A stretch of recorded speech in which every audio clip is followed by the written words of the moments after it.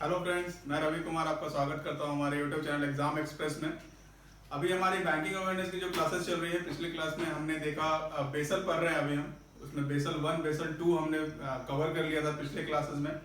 आज हम बेसल 3 करेंगे। इसके साथ ये जो बेसल का सेशन है ये वाइंड अप हो जाएगा। तो जो बेसल 3 है उसको शुरू करने से पहले अगर आपने अभी तक हमारे चैनल को सब्सक्राइब नहीं किया है तो प्लीज़ सब्सक्राइब कर लीजिए, लाइक कीजिए, कमेंट कीजिए और शेयर कीजिए अपने फ्रेंड्स के साथ। तो इसी सब के साथ हम शुरू करते हैं बेसल 3। हमने बेसल 1 और बेसल 2 पढ़ा था। उसमें कुछ इंपॉर्टेंट चीजें पढ़ी थी कि बेसल 2 में हमने क्या पढ़ा था। हमने देखा था एक CAR होता है, बहुत इंपॉर्टेंट है। बेसल में हमने हमेशा किया है इसको कि कैपिटल एडवोकेसी रेशियो। इसके बारे में बोला गया कि बैंकों को एक कैपिटल आपका रिजर्व रखना पड़ेगा। आपका जितना भी जो भी प्रॉफिट है, जो भी आपका कैपिटल है, उसमें से आपको एक रिजर्व रखना पड़ेगा। इसको निकालने के लिए एक फॉर्मूला होता था। क्या होता था? CAR equals to total capital upon RWA। RWA याद होगा, हमने बताया था रिस्क वेटेड एसेट्स। कि जो भी एसेट्स है बैंक पे, उस पर कितना रिस्क है ये कैलकुलेट करके एक पॉइंट दिया जाता था सभी बैंकों को उनके रिस्क एसेट्स में, मतलब कि लोन्स पे। उसको डिवाइड करते थे हम लोग टोटल कैपिटल से। टोटल कैपिटल होता था equals to tier 1 plus tier 2 capital. Tier 1 होता था जो बैंकों का अपना पैसा है, मतलब कि प्रॉफिट, जो उससे प्रॉफिट से कमाया है। और टीयर 2 वो पैसा है जो कि कस्टमर्स ने उनके पास जमा किया है, मतलब कि लायबिलिटी, उनकी लायबिलिटी। तो ये दोनों मिलकर टोटल कैपिटल बनता था। उसको डिवाइड करते थे हम लोग RWA से, तो वो CAR निकलता था। ये हमने देखा था बेसल 1 में। ठीक है, तो बेसल 2 पे आते हैं तो CAR को कितना बोला गया कि आपको CAR कितना मेंटेन करना है। तो इंडिया में CAR था 9%। जो टोटल कैपिटल है, मतलब कि टोटल कैपिटल एडवोकेसी रेशियो को कितना रखना है? 9%। मतलब कि आपके जो भी टोटल कैपिटल है आपका, उसको 9% आपको रिजर्व रखना है। उसके लिए कुछ टूल्स होते थे, इंडिया में भी है, जैसे CA, CRR, SLR, ये सारी चीजें। ठीक है, तो ये तो बात हो गई। और बेसल 2 में क्या था? 3 पिलर्स थे जिसकी हमने बात कर ली थी कि 3 टाइप्स ऑफ उसमें ऐड किया गया। फर्स्ट में था CAR, पिलर फर्स्ट में था CAR। सेकेंड में था सुपरविजन को ऐड किया गया बेसल 2 में। और तीसरा था मार्केट डिसिप्लिन।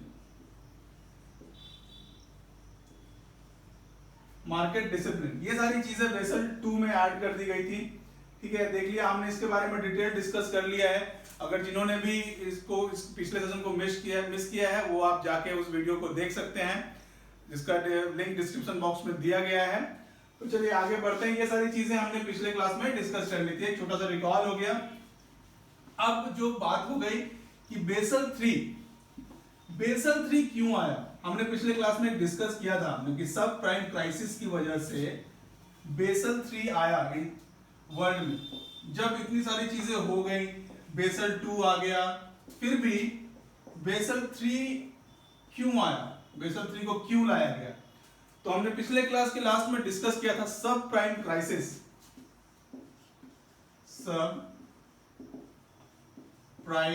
क्राइसिस। ये आया था 2008 में। अमेरिका में ग्रेट डिप्रेशन आया, तो ये इसी की वजह से आया। सब प्राइम क्राइसिस क्यों आया? ड्यू टू सब प्राइम लेंडिंग। अच्छा, थोड़ा सा जान लेते हैं, क्योंकि बेसल 3 को जानने के लिए सब प्राइम क्राइसिस को समझना थोड़ा सा ज्यादा इंपॉर्टेंट है। हमने पिछले क्लास में डिस्कस किया था, फिर भी एक छोटा सा हम लोग ओवरव्यू कर लेते हैं, पीछे के बारे में थोड़ा सा पढ़ लेते हैं, थोड़ा सा जान लेते हैं। सब प्राइम क्राइसिस आखिर है क्या? कि 2000 के बाद से अमेरिका में एक रियल एस्टेट में बहुत बूम आया था, वहां पे नए नए घर बन रहे थे और लोगों ने उस घर को खरीदने के लिए बैंकों से लोन लिया, हाउसिंग लोन लिया।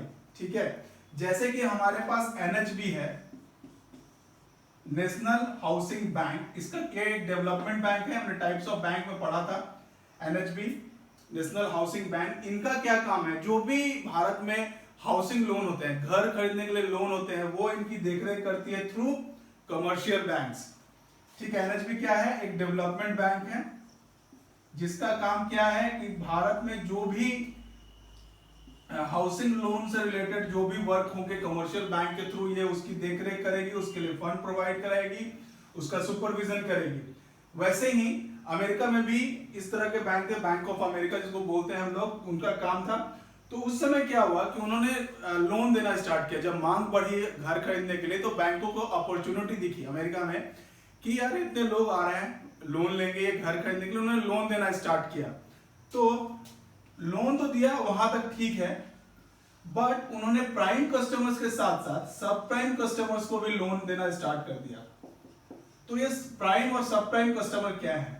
प्राइम कस्टमर्स वो कस्टमर होते हैं जो कि बैंकों के सबसे अच्छे कस्टमर्स होते हैं। जैसे अच्छे कस्टमर का मतलब उनका इनकम अच्छा है, उनका केवाईसी पूरा है, उनके बारे में बैंकों के पास सारी जानकारी है, अगर वो लोन लेते हैं तो समय पर लोन चुकाते हैं, उनकी इतनी इनकम है कि वो जो भी लोन लेंगे वो समय पर चुका सकते हैं। बट सब प्राइम कस्टमर जो होते हैं उनके पास ये सारी चीजें नहीं होती, उनका इनकम उस हिसाब से नहीं होता, उनके पास डॉक्यूमेंट्स नहीं होते, उनका केवाईसी भी फुलफिल नहीं होता। तो एक तरह से वो उस लोन लेने के लिए एलिजिबल नहीं है, उनका इनकम ही नहीं है कि वो लोन चुका सके। बट बैंकों ने क्या किया कि इनको भी लोन देना स्टार्ट कर दिया, वो भी बहुत कम इंटरेस्ट रेट पे। ठीक है, बैंकों को लगा कि अपॉर्चुनिटी है, हम दे देंगे, और इसके बदले में मॉर्गेज रख लिया। घर, जिस घर के लिए लोन दिया उसी घर को अपने पास मॉर्गेज रख लिया बैंकों ने। ठीक है, अब क्या हुआ कि सब प्राइम कस्टमर्स थे, इनके पास तो उतना इनकम नहीं था कि ये लोन के पैसे वापस कर सकें, तो लोन के पैसे नहीं चुकाए, तो बैंकों ने क्या किया, उस घर को अपने पास जब्त कर लिया, सीज कर लिया, जिस घर के लिए उन्होंने लोन दिया था। स्टार्टिंग में तो ठीक था, पैसे थे लोगों के पास, तो उस घर को फिर से नीलाम कर दिया और वो घर नीलाम होते रहे। बट एक टाइम के बाद जब क्राइसिस आया, जब पैसे मार्केट से घटे और रियल एस्टेट का दाम घटा, तो लोगों ने जो भी वो नीलामी के लिए घर थे वो घर खरीदना भी बंद कर दिया। तो बैंकों के पास एक इन्वेंट्री जमा हो गई, जो भी वो जब्त किए हुए घर थे वो जैसे उसी तरह से बैंकों के पास रह गए, वो नीलाम नहीं हो पा रहे थे। तो क्या हुआ कि बैंकों का जो भी कैपिटल था वो तो वहां पे ब्लॉक हो गया, वो अब उससे ना कोई प्रॉफिट उनको आ रहा है ना इंटरेस्ट आ रहा है। तो ये एक बहुत बड़ी क्राइसिस हो गई, इसी को हम लोग सब प्राइम क्राइसिस बोलते हैं, जो कि 2008 में अमेरिका में आया और ये बहुत बड़ा आर्थिक मंदी लेके आया पूरे वर्ल्ड में। ठीक है, भारत इससे थोड़ा सा बचा रहा क्योंकि हमारा बैंकिंग इंडस्ट्री बहुत स्ट्रांग है उसकी वजह से। तो इसी सब प्राइम क्राइसिस को देखते हुए हमें बेसल 3 को इंट्रोड्यूस किया गया। ठीक है, उस समय बेसल 2 का इम्प्लीमेंटेशन चल रहा था, वो सारी चीजें चल रही थी, बट क्या हुआ कि इसी सब को देख के बेसल 3 का एक इंट्रोडक्शन किया गया, बेसल 3 के बारे में सोचा गया। तो आपने प्राइम सब प्राइम ये भी समझ लिया क्राइसिस क्या था, सब प्राइम क्राइसिस क्या था। तो रीजन क्या था लाने का बेसल 3, तो सब प्राइम क्राइसिस। एक और रीजन था कि बैंकों में डेवलपमेंट हो रहा था, बैंक आगे बढ़ रहे थे, उनका कार्य क्षेत्र बढ़ रहा था। तो लगा कि बेसल को लगा कि नहीं सिर्फ कैश रिजर्व रखने से इसे नहीं होगा, इसके बारे में और भी आगे चीजें हमें करनी पड़ेंगी। तो इसके लिए बेसल 3 का इंट्रोडक्शन किया गया। ठीक है, तो सबसे पहले इसका इंट्रोडक्शन कब हुआ, कब ये बेसल 3 का इंट्रोडक्शन किया गया?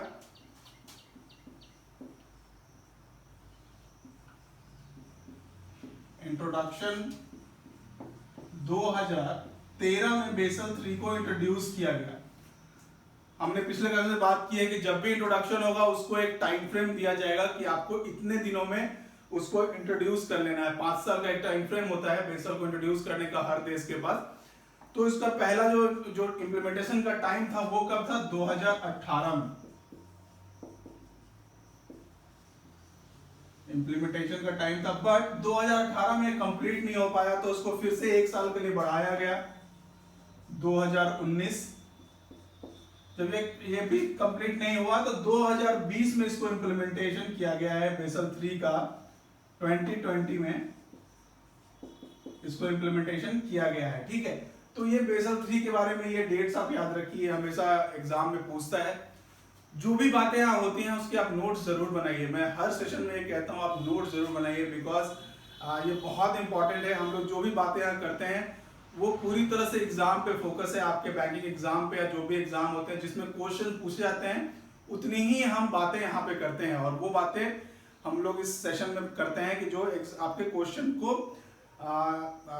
को सॉल्व करने में हेल्प कर सके। ठीक है, चलिए अब बेसल 3 में नया क्या इंट्रोड्यूस किया गया, वो सारी चीजें थी जो बेसल 1 बेसल 2 में थी, वो सारी चीजें तो थी ही, CAR, RWA, 3 पिलर्स, ये सारी चीजें थी। इसमें नया क्या ऐड किया गया, जो CAR था, कैश एडवोकेसी रेशियो, वो 9% था। तो पहले क्या था कि टोटल कैपिटल का 9% आपको रिजर्व रख देना है। ठीक है, टोटल कैपिटल जो भी आपका कैपिटल है उसको RWA से डिवाइड करेंगे और उस जो भी परसेंटेज आएगा वो आपको रिजर्व रखना है। लेकिन बेसल 3 में एक चीज नया इंट्रोड्यूस किया गया कि टीयर 1 से और टीयर 2 कैपिटल, जो हमने पिछले बात की, टीयर 1 वो कैपिटल होता है जो बैंकों का अपना पैसा है, मतलब उसने प्रॉफिट से कमाया है, उसका इनकम के जो, और टीयर 2 लायबिलिटी है, जो पैसा उनको वापस करने हैं। ठीक है, तो बैंकों ने कहा कि जो पैसे हमको वापस करने हैं उसमें से हम जमा कर लेंगे तो हमें कार्य करने में जो बैंकिंग का है वो प्रॉब्लम होती है। तो बेसल ने इसका सलूशन निकाला, उसने बोला कि आपको अपने प्रॉफिट में से ज्यादा पैसा रिजर्व रखना है। तो 7%, बहुत इंपॉर्टेंट है, इसको ध्यान से देखिएगा, 7% टीयर 1 कैपिटल में से आपको रिजर्व रखना है और 2% टीयर 2 में से आपको रिजर्व रखना है। तो टोटल 9% हो गया। जो 9% कैपिटल आपको CAR रखना है उसमें से 7% जो आपका आएगा वो टीयर 1 में से, मतलब आपके प्रॉफिट में से आपका जो अपना पैसा है उसमें से रिजर्व रखेंगे और टीयर 2 में से 2% रखेंगे। ठीक है, ये बातें हो गई। अब इतना रिजर्व रखना है। फिर बेसल 3 में एक चीज और इंट्रोड्यूस किया है, समझ गए आप लोग ये क्या है? टीयर 1 में 7% रखना है, टीयर 2 से 2% रखना है, टोटल 9% CAR रखना ही रखना है। अब बेसल 3 में आए एक बातें आई कि नहीं, सिर्फ CAR से काम नहीं चल रहा है, हम सिर्फ CAR रिजर्व रख रहे हैं, इससे काम नहीं चल रहा है। इससे जो हमारा बैंकिंग का जो वर्क है, जो हम नीति है, वो सुधर नहीं रही है।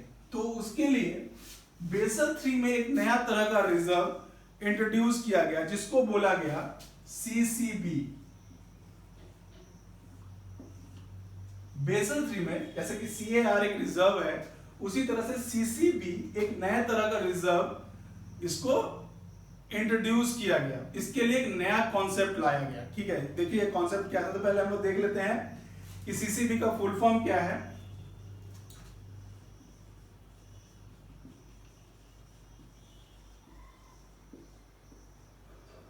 Hello, capital conservation buffer, conservation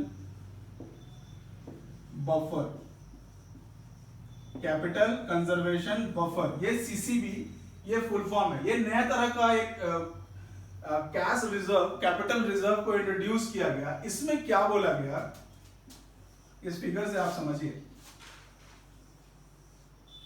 ये बैंकों का जो प्रॉफिट लॉस का है, ये उसका टॉप है। जब बैंकों का कार्य बहुत अच्छा चल रहा था उस समय ये टॉप पे थे, इस समय इनका जो इनकम था वो सबसे ज्यादा था, और ये लो था जब ये काम करे तो लो था। तो बेसल ने क्या कहा कि देखिए, जब आपका वर्क सबसे बढ़िया चल रहा हो, जब आपने बेस्ट समय में हो, जब आपका इनकम सबसे ज्यादा हो, टॉप पे हो, तो उस समय आप ज्यादा कंजर्व कीजिए। ठीक है, ये इसमें बताया गया। उस समय आप मैक्सिमम कंजर्व कर लीजिए, मैक्सिमम अपना जो कैपिटल है उसको रिजर्व रख लीजिए। ठीक है, और जब आप लो पे चल रहे हो तो कम कीजिए।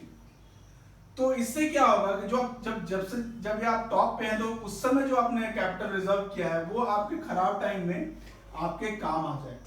इसमें ये कॉन्सेप्ट लाया गया, समझ गया कैपिटल कंजर्वेशन बफर क्या है, CCB। ये एक नया चीज इंट्रोड्यूस किया गया था हमारे बेसल 3 जो था उसमें। ठीक है, अब इसमें क्या हुआ, इसको बोला गया कि कैपिटल कंजर्वेशन बफर कितना रखना है। CAR तो 9% था, वो तो रखना ही था।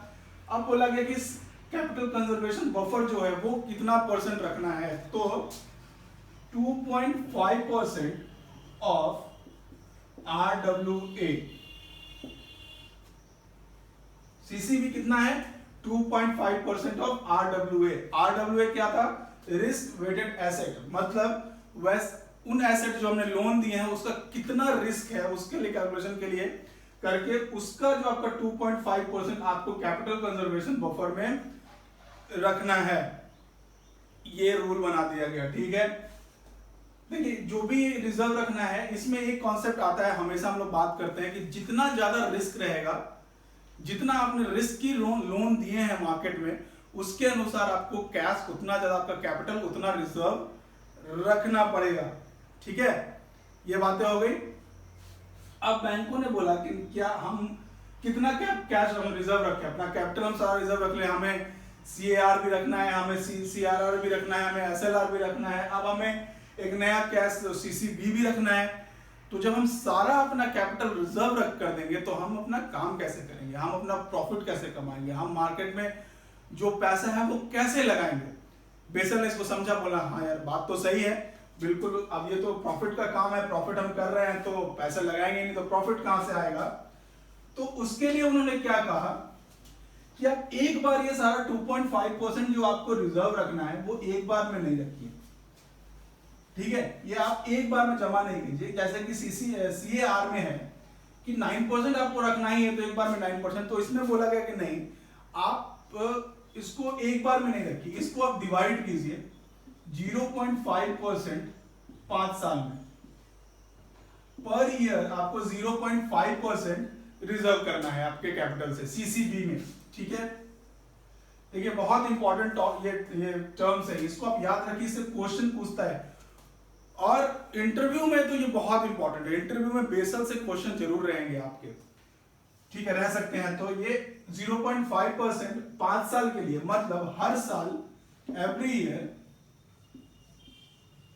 0.5% आपका ऑफ RWA आपको रिजर्व करना है। ठीक है, तो ये 5 इयर्स में कितना हो जाएगा 2.5%। ठीक है, जब बैंकों ने बोला कि हम सारा अपना कैपिटल रिजर्व ही कर देंगे तो हम कैसे कमाएंगे, हम मेरा इनकम कैसे होगा, हमारा ये जो सारा खर्च है ये कैसे चलेगा। तो बेसल ने माना, बेसल ने बोला हाँ ठीक है, सही बात है आपकी, हम इसका सोल्यूशन निकालते हैं।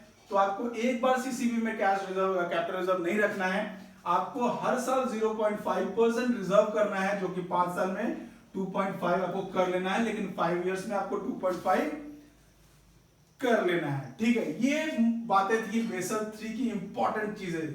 हमने क्या बात किया कि CAR में जो 9% रखना है इसको 2 भाग में बांटा, टीयर 1 में से 7% और टीयर 2 कैपिटल से 2%। ठीक है, समझ में आ गया। ये फर्स्ट पॉइंट हो गया बेसल 3 का। और सेकंड पॉइंट क्या था कि इसको CCB को इंट्रोड्यूस किया गया, इसमें बोला गया कि आपको 2.5% ऑफ RWA आपको रिजर्व रखना है। ठीक है, लेकिन वो 0.5% एवरी ईयर के हिसाब से रखना है। और इसमें एक चीज और बताई गई कि जब आपका बिजनेस टॉप पे हो, जब आप सबसे ज्यादा प्रॉफिट करते हो, उस समय आप इतना ज्यादा सेविंग कर लीजिए, जब आपका खराब टाइम आए, जब आपका क्राइसिस आए, उस समय वो रिजर्व किए हुए पैसे आपके काम आ सके। ठीक है, ये बेसल 3 का बेसिक कॉन्सेप्ट था। ठीक है, अब बेसल 3 में इंट्रोड्यूस किया गया कुछ रेटिंग सिस्टम्स। बैंकों को ये बोला गया, जो सेंट्रल बैंक थे उनको बेसल ने बोला कि आपके यहाँ पे कुछ रेटिंग सिस्टम्स लगाइए जिससे बैंकों का कार्य प्रणाली सुधरे। उनको हर साल एक रेटिंग दीजिए कि आपके कार्य करने के हिसाब से आपकी रेटिंग कितनी है। ठीक है, तो उसके लिए सबसे पहले इंट्रोड्यूस किया गया कैमल्स।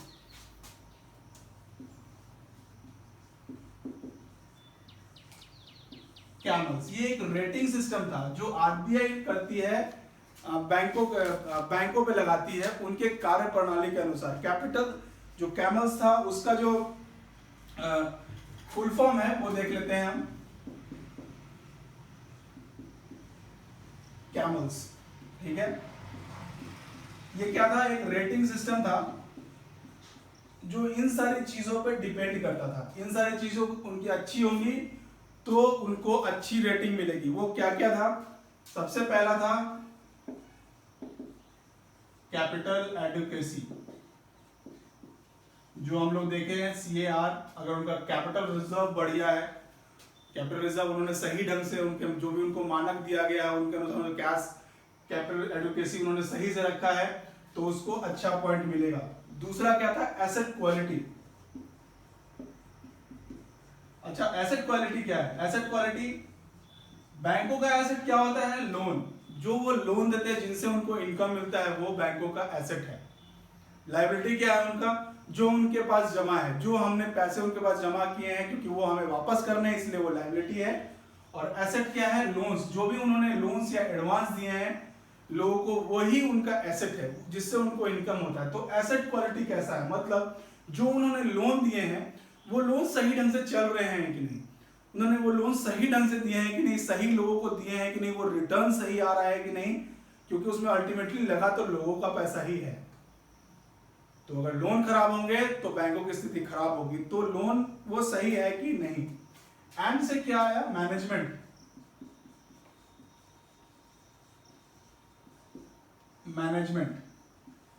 मैनेजमेंट से मतलब है कि उनका मैनेजमेंट सही है कि नहीं, टॉप मैनेजमेंट से लेके लोअर तक, जो एक ब्रांच से लेके जो उनके हेड ऑफिस में बैठे ऑफिशियल से लेके एक ब्रांच लेवल के क्लर्क तक का मैनेजमेंट सही है कि नहीं, उनकी कार्य प्रणाली सही है कि नहीं, पारदर्शिता है कि नहीं, वो अपने एम्प्लॉयज का ख्याल रखते हैं कि नहीं, और उनके कस्टमर्स का ख्याल रखते हैं कि नहीं, ये सारी चीजें मैनेजमेंट में आती हैं।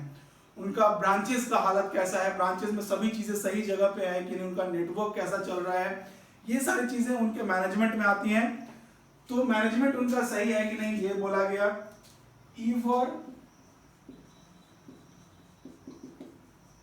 अर्निंग्स, उनका जो प्रॉफिट है जो वो अर्न कर रहे हैं वो करेक्ट, उनकी अर्निंग सही आ रही है कि नहीं। अगर उनकी अर्निंग सही नहीं आ गई तो अल्टीमेटली आगे चल के बैंक का वो क्राइसिस में जाएगी, वो देखना है इसका काम। ठीक है, अर्निंग हो गया। Next is liquidity. उनके पास लिक्विड मनी है कि नहीं, कि आपको अगर कोई आपसे पैसे मांगने आ रहा है, मतलब आपका पैसा जमा है वो निकालने आ रहा है, तो उतना आपके पास रिजर्व लिक्विडिटी है कि नहीं, कि आप जितने पैसे आपके पास जमा है लोगों के, वो पैसा इमीडिएटली आप उनको वापस कर सके। Next is sensitivity of market risk. Sensitivity of market risk, ये था कैमल्स।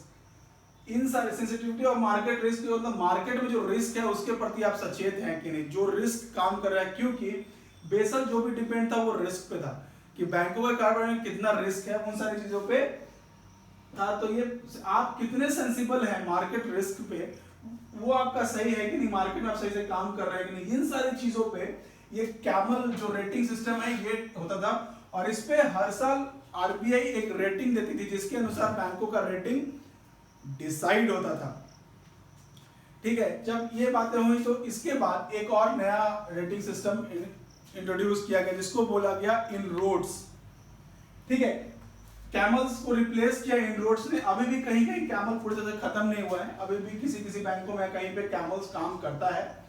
2013 से इनरोड्स पे बात चल रही है, पर वो पूरी तरह से अभी इंट्रोड्यूस हुआ नहीं है। तो अभी भी कैमल है, कैमल के बारे में जानना इसीलिए जरूरी है, अभी भी इससे क्वेश्चंस पूछे जाते हैं।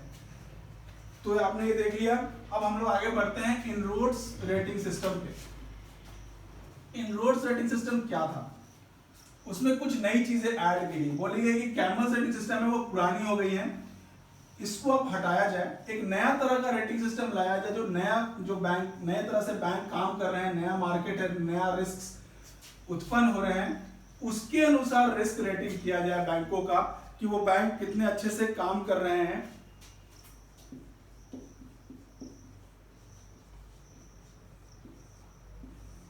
तो ये क्या था? Inroads, INROADS, inroads. इसका फुल फॉर्म क्या था? Indian risk oriented dynamic rating system. Indian risk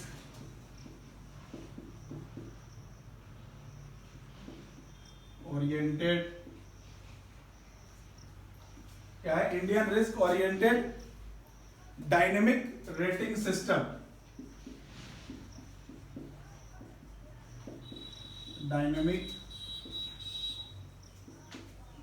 rating system, ये इनरोड्स का फुल फॉर्म था। ये पूछा जाता है, कई क्वेश्चंस में आता है। तो एक नए तरह का रेटिंग सिस्टम था, इसमें कुछ चीजें इंट्रोड्यूस, जैसे कैमल्स में था उसी तरह से इसमें भी कुछ चीजें इंट्रोड्यूस की गई, नई चीजें भी इंट्रोड्यूस की गई, कुछ पुरानी रखी गई, कुछ नई रखी गई। जैसे इसमें क्या क्या था, क्रेडिट, क्रेडिट मतलब लोन, जो भी लोन संबंधित रिस्क है उस पर सही ढंग से काम कर रहा है कि नहीं कर रहा है। दूसरा क्या था, ऑपरेशनल, ऑपरेशनल रिस्क कितना है बैंकों पे ये देखना था, ठीक है। इन सब चीजों को देखिए, नया चीजें ऐड हो रही हैं। थर्ड मार्केट था,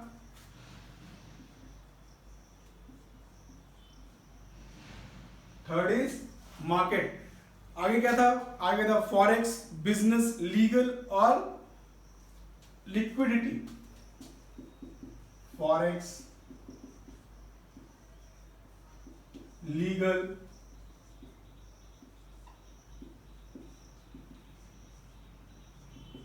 liquidity, credit, operational, market, forex, legal, liquidity, और क्या था, business and infrastructure, business and last one is infrastructure. ये सब सारी चीजें जो है इसमें ऐड किया गया, जो हमारा नया इनरोड्स रेटिंग सिस्टम था उसमें। तो इन सब credit, operational, market, forex, legal, liquidity, business and infrastructure जो रिस्क थे इसको ऐड किया गया। इसमें वो सही ढंग से काम कर रहे हैं कि नहीं, जो भी ये चीजें हैं उसके अनुसार उनको इनरोड्स रैंकिंग दिया जाता था। उनको बोला जाता था कि वो हमारे पास इसको आपको सही ढंग से काम कीजिए, ठीक है। ये दो तरह के हमारे रेटिंग सिस्टम हमारे यहाँ काम करते हैं, जो आरबीआई लगाती है, ठीक है। उसके बाद एक और वर्ड है बेसल में, ये जान लेते हैं, लास्ट है, ठीक है। इसके बारे में जानना जरूरी है क्योंकि ये एग्जाम से पूछते हैं, पूछा जाता है, कई बार पूछा गया है, बहुत इंपॉर्टेंट है।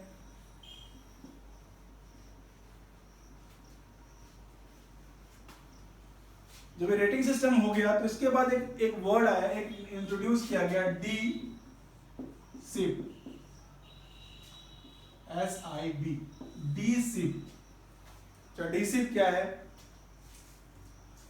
इसके ये बैंकों का एक तरह का, इनको एक जो रेटिंग दिया गया, तो जो हाई रैंकिंग बैंक से जिनको रेटिंग में हाई नंबर्स मिले उनको बोला गया डी सिप्स बैंक। जिनका क्या था, डोमेस्टिक।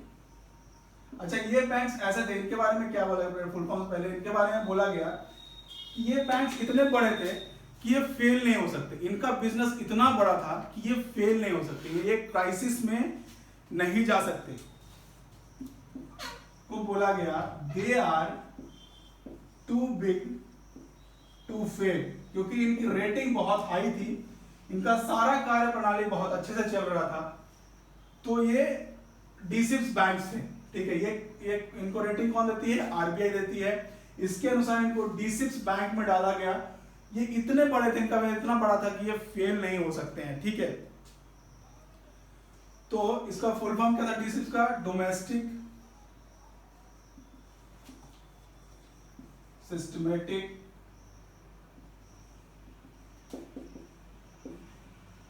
इंपॉर्टेंट बैंक्स, ये डी-सिप्स था, ठीक है। इसके बारे में क्या बोला गया, they are too big to fail, ये इतने बड़े थे कि ये इनमें क्राइसिस नहीं आ सकती, ये कभी भी फेल नहीं हो सकते। भारत में सबसे पहले जब ये रेटिंग आया उस समय इसमें सबसे पहले एसबीआई था, D-sips bank, SBI and ICICI bank को सबसे पहले बोला गया कि ये डी-सिप्स बैंक है, ठीक है। इनकी रेटिंग बहुत हाई थी हर जगह में। उसके बाद ये हर साल अगस्त में ये रेटिंग आती है, हर साल इसको डी-सिप्स बैंक को बोला जाता है कि डी-सिप्स बैंक कौन है। तो सबसे पहले एसबीआई था, आईसीआईसीआई था, बाद में इसमें एचडीएफसी बैंक को भी इंट्रोड्यूस कर दिया गया। तो ये 3 डी-सिप्स बैंक है अभी भारत में, पहला है SBI, second is ICICI, third is HDFC bank. तो इतनी सारी चीजें थी हमारे यहाँ बेसल 3 में, हमें इतनी सारी चीजें पढ़नी थी। उम्मीद करता हूँ कि आपको ये सब बहुत फायदेमंद हुआ होगा, फायदेमंद रहेगा। बहुत इंपॉर्टेंट टॉपिक था ये, 3 पार्ट इसके हमने देखे, बेसल 1, बेसल 2, बेसल 3। आप इसको ध्यान से देखिए, नोट्स बनाइए। जितनी ही बातें इसमें हुई हैं वो बातें आपके एग्जाम्स के लिए बहुत इंपॉर्टेंट है। एक कमेंट आया था, मैं उसका थोड़ा सा बात कर लेता हूँ। एक कमेंट आया था, उसमें बोला गया था कि सर बेसल में तो और बहुत सारी चीज़ें हैं, आपने वो सब चीज़ें नहीं बताई, स्किप कर दिया, आपने सिर्फ मोटी मोटी बातें बताई। ऐसा नहीं है, मोटी मोटी बातें नहीं है, ये सारी इंपॉर्टेंट चीज़ें थी।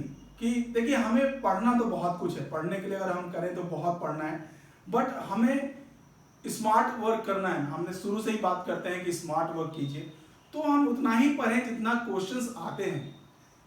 पिछले 10 सालों में या 5 सालों में जो भी क्वेश्चंस आए हैं वो रिसर्च करके जितना पढ़ना था उतना हमने इस सेशन में कवर अप कर लिया है। तो मुझे नहीं लगता इससे ज़्यादा आपको ज़रूरत पड़ेगी, इतने से ही क्वेश्चन आएंगे।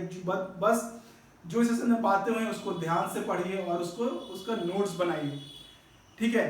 तो मैं उम्मीद करता हूँ आपको ये सेशन बहुत हेल्पफुल होगा आपके एग्जाम्स में, आपके आने वाले एग्जाम्स में। तो तब तक पढ़ते रहिए, खूब मेहनत कीजिए। और अगर अभी तक आपने हमारे चैनल को सब्सक्राइब नहीं किया है तो प्लीज़ सब्सक्राइब कीजिए, लाइक कीजिए, शेयर कीजिए और कमेंट करके हमें बताइए कि क्या ये सेशन आपके लिए कितना हेल्पफुल था। तो फिर मिलते हैं अगले क्लास में। अगले क्लास में हो सकता है कि हम जो नया लेके आए वो एनपीए पे सेशन लेके आएंगे, अगला जो भी सेशन आएगा। तो तब तक के लिए गुड बाय, सुरक्षित रहिए, घर पे रहिए। जय हिंद, जय भारत, बाय।